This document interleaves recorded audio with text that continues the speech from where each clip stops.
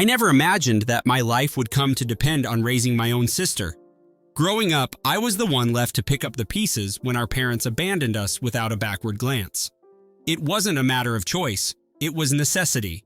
I was 17 when I realized that I had to be both brother and parent, protector and provider. Every day was a struggle, a battle against overwhelming odds, yet I forged ahead, determined to give her a chance at a life I never had. I did everything I could to fill the void they left behind, believing that love and care would eventually bridge the gap created by their absence. My sister, Lily, was always a spirited child with eyes that shone with mischief and an innate charm that made people adore her.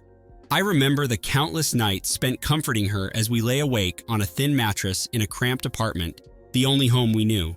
While I sacrificed sleep and personal comfort, I ensured that she never felt alone or unloved. I cooked, cleaned, and took on multiple jobs, all while keeping a hopeful smile on my face, even though inside I was crumbling under the weight of responsibility. I hoped that one day she would understand the sacrifices I made and appreciate the life I had built for her. Those early years were filled with both heartache and small victories. I recall a particular evening when Lily, despite the hardships, burst into laughter after I managed to make a mess in the kitchen while trying to cook dinner. Her giggles echoed through our modest apartment, momentarily washing away the sorrow of our circumstances. That night, as I looked into her innocent eyes, I promised myself that no matter what happened, I would shield her from the cruelty of the world. I vowed to be the steady rock in the tumultuous sea of our lives, a beacon of hope when everything else seemed dark and unforgiving. Despite the odds, Lily blossomed into a beautiful young woman, her personality radiant and captivating. She had a knack for making friends and drawing people in with her effortless charm. I took pride in her achievements, from excelling in school to landing a decent job that promised a brighter future. I was convinced that our bond was unbreakable, that the hardships we endured together had cemented a relationship that no external force could shatter. In my eyes, we were inseparable, bound by shared pain and the unconditional love I poured into every aspect of her life. However, as time passed, subtle changes began to emerge. Lily started spending more time away from home, immersing herself in a world of her own making, a world filled with new friends, exciting opportunities, and perhaps even a hint of rebellion. I tried not to let my worries show, clinging to the belief that our shared history would always be the anchor that kept us together. I continued to support her, silently hoping that she would one day reciprocate the care and sacrifices I made. Little did I know that the person I nurtured and protected would one day turn her back on me in the most painful way possible. I spent countless nights questioning my decisions and sacrificing my own happiness for the sake of Lily. Every sacrifice was a silent promise that one day she would come to value the unwavering support I provided. I never anticipated that my efforts would sow the seeds of future betrayal, yet the path ahead was already darkening with unforeseen twists truly devastating. As the years went by, our lives began to diverge in ways I could never have foreseen. Lily stepped into adulthood with an ease that both impressed and unnerved me. While I continued to bear the weight of our past and the responsibilities it imposed, she embraced a newfound freedom, one that carried with it promises of escape from our humble beginnings.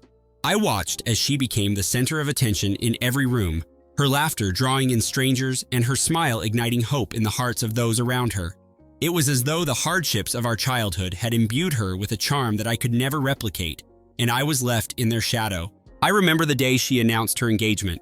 The news hit me like a sudden storm, a mix of pride and a deep, foreboding dread that something was amiss. She called me to share the joyous occasion, her voice light and carefree, yet beneath the surface, I sensed a subtle shift in her tone. It was a shift that, in retrospect, would signal the beginning of a betrayal that I could never have anticipated. I congratulated her with a smile, masking the turmoil that churned within me.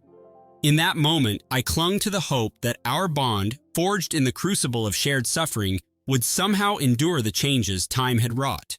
In the ensuing months, preparations for the wedding consumed Lily's every thought. She was relentless in her pursuit of perfection, orchestrating every detail with meticulous care. Invitations were sent, venues booked, and a host of new acquaintances entered our lives under the guise of celebratory excitement. I found myself relegated to the background, an ever-present observer in her whirlwind of transformation. Despite my attempts to offer support, it became increasingly clear that Lily was distancing herself from the life we once shared. She sought out the company of those who represented the world she now aspired to be a part of, leaving me to wonder if I had played any role in her newfound aspirations. I tried to understand her choices, reminding myself of the sacrifices I had made and the years we spent battling against a world that had never cared for us. Yet, with each passing day, the distance between us grew more pronounced. Invitations to important events, once extended to me without hesitation, began to diminish until they were non-existent. The pain of exclusion was a constant reminder of the shift in our relationship, a shift that I could neither prevent nor accept. The thought that the person I had nurtured and raised would one day cast me aside was a bitter pill to swallow, yet I clung to the hope that love would eventually bridge the widening gap. My doubts were confirmed on the day of her wedding rehearsal dinner. I arrived early, as I always had, eager to support her in what should have been a joyous occasion. However, as the evening unfolded, I became increasingly aware of the undercurrents of division that ran through the celebration. Conversations hushed when I approached, and whispered remarks filled the spaces where warmth and camaraderie once resided. I felt like an intruder in a life that was no longer mine, a relic of a past that Lily had long since outgrown. The realization was crushing. The bond we once shared had been irreparably severed by her choices. It was during a quiet moment at the end of the evening that the full extent of her betrayal became undeniable. I overheard a conversation between Lily and one of her closest friends, where she dismissed my role in her life as a burdensome obligation. Her words cut deep, each syllable a reminder that I had been nothing more than a convenience in her journey to self-discovery and upward mobility. I left the rehearsal dinner that night with a heavy heart and simmering anger. In the solitude of my car, I confronted the painful truth. I had been betrayed by the person I loved and sacrificed for. The weight of betrayal settled in my chest like a stone, and I vowed never to forgive her for her ingratitude and utter despair. The wedding day arrived with an air of excitement that belied the tension simmering beneath the surface. I received a formal invitation in the mail, a token gesture that, to me, was as empty as the promises that had once been made. Despite the bittersweet nature of the occasion, I attended, compelled by a mixture of duty, lingering love, and a desperate hope for reconciliation.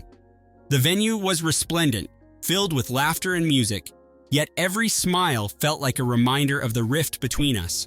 I spent the morning preparing myself mentally, rehearsing the words I might say if confronted, though I knew deep down that no confrontation could mend what had already been broken. Walking into the hall, I was greeted by a wave of congratulatory cheers and warm embraces from distant relatives and friends, their well-meaning gestures a stark contrast to the cold truth that awaited me. I tried to blend into the background, hoping that my presence would go unnoticed in the grandeur of the celebration. As the ceremony commenced, I took my seat with a heavy heart, watching as Lily glowed with happiness. Her eyes sparkled with a joy that I could no longer share, and every glance she exchanged with her new love seemed to underscore the finality of our estrangement. I sat through the vows, the music, and the laughter, each moment a painful reminder that I was now an outsider to a life I had once helped build. The whispers among the guests felt like daggers, each one affirming that I no longer belonged. The turning point of the day came unexpectedly during the reception. In a quiet corner of the banquet hall, I noticed a heated conversation between Lily and her fiancé, Mark. Their voices, hushed but intense, carried a weight of secrets that made my blood run cold. I edged closer, my heart pounding in my ears as I caught snippets of their exchange. Mark's tone was resolute, his words laced with disappointment and betrayal, and it became painfully clear that he had discovered the truth behind the carefully constructed facade of the wedding. I learned that during the planning stages, a mutual acquaintance had uncovered evidence of our troubled past, a past that Lily had desperately tried to erase. Mark, upon learning the details of my sacrifices and the years I had spent struggling for both of us, confronted her with a cold, unwavering fury. His declaration was both shocking and oddly liberating. He refused to be complicit in a union built on deception and hidden grievances. The fallout was immediate. What should have been a day of celebration turned into a confrontation that shattered the illusion of perfection. I watched, frozen, as the confrontation unfolded. Mark's eyes blazed with righteous indignation, and Lily's face contorted in a mixture of anger and desperation. In that charged moment, the fragile veneer of their happiness crumbled, revealing the raw, unfiltered emotions beneath. The air was thick with tension, and every second stretched into an eternity of regret and shattered dreams. In that instant, I realized that the betrayal was complete. Not only had she abandoned our shared past, but she had now chosen a future built on lies and cruelty. After witnessing the unraveling of their carefully constructed world, I retreated to a corner of the hall, my mind swirling with disbelief and vindication. The revelations of that day left me with a cold clarity. I no longer harbored illusions about our bond or the lengths Lily would go for her own benefit. In that moment, the path forward became clear, and my resolve hardened into something unyielding. In the days that followed the disastrous wedding, I retreated into a solitary existence marked by introspection and simmering rage. Every phone call, every message, and every memory of what once was gnawed at me, igniting a fierce determination for retribution. I could not forgive Lily for her callous betrayal, nor could I allow her to continue living in the delusion that our past was insignificant. The world had shown me that forgiveness was a luxury I could no longer afford, and so I began to plot a course of revenge that would be as calculated as it was inevitable. I started by gathering every scrap of evidence that testified to the sacrifices I had made. I collected old photographs, documents, and messages, each piece a silent witness to the years I had devoted to her. Every item was meticulously archived, a tangible reminder of the love I had poured into our shared life, now turned into ammunition for the retribution I sought. In the quiet of my small apartment, I spent countless hours poring over these relics, each one fueling my resolve and sharpening my strategy. My plan was not one of blind anger, but of precise, measured retaliation. I traced the network of relationships that Lily had cultivated, identifying those who had inadvertently abetted her rise to a world that no longer had room for the past. With the evidence in hand, I began to contact those who mattered, people who had been deceived by her charm and had overlooked the sacrifices behind her success. I approached each conversation with a calm intensity, presenting the cold facts of our shared history and the extent of my involvement. It was not a plea for sympathy, but a calculated disclosure designed to sow doubt and distrust among her new allies. Word of my revelations spread quietly at first, like a slow-burning fuse igniting in the underbelly of a grand conspiracy. I received subtle confirmations from several individuals, their voices tinged with regret and anger as they recounted how they had been misled by Lily's carefully crafted narrative. The responses were mixed, but the seeds of doubt had been planted, and soon the once solid foundation of her new life began to show cracks. As I meticulously orchestrated each move, I felt a grim satisfaction, a sense of poetic justice that was both exhilarating and bitterly vindicating. The climax of my plan came when I arranged a discreet meeting with a prominent figure in the social circle Lily had long admired. In a private setting, I laid out the undeniable evidence of her past and the sacrifices I had made. The impact was immediate. Alliances shifted, and whispers turned into open condemnations of her actions. By the time Lily was confronted by those who once revered her, the facade she had so carefully maintained had crumbled beyond repair. I watched from the shadows as her carefully constructed world disintegrated, each revelation a nail in the coffin of her deceitful image. Alone with my plans, I came to see that this was not just about retribution. It was reclaiming the dignity I had lost. Every detail of Lily's deceit became a testament to my perseverance, a reminder that even in the worst betrayals, I could forge a path to justice. With each conversation and revelation, I felt the scales of balance tip in my favor. The process was painstaking, a slow dismantling of a life built on lies. I knew that by its end, Lily would have nothing left but the harsh truth of her choices. My resolve burned brighter with every passing moment, unyielding and relentless.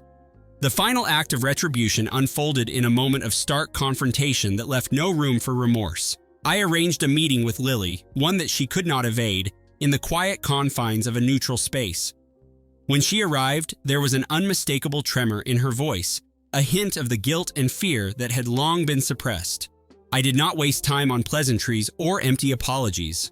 I laid bare the truth of all her betrayals, recounting every sacrifice I had made and every moment of disregard she had shown. Lily's eyes widened in a mix of shock and realization as I presented the evidence of my lifelong devotion and her betrayal.